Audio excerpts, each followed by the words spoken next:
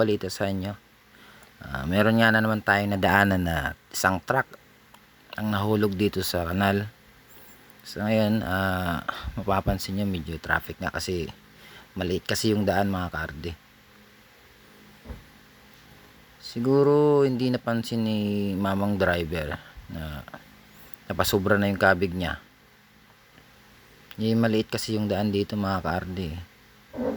So yan, nandito yung mga kasama niya sa trabaho kasi tutulong siguro sila maglipat ng kargado. Kasi ang karga niyan mga ka-RD is mga pintura. Maraming pintura. Medyo mabigat din to. Kaya siguro pagka tagilid, tuloy-tuloy na kasi kargado rin eh. Sana okay lang yung driver saka helper.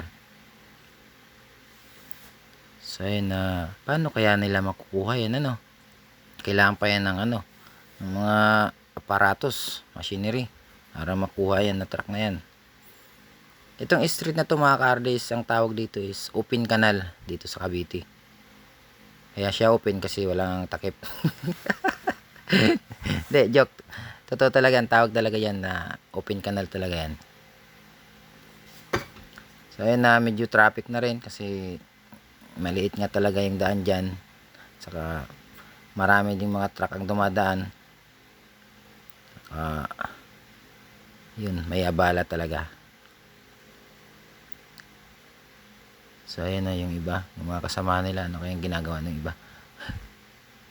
Si kuya yun nandun sa likod.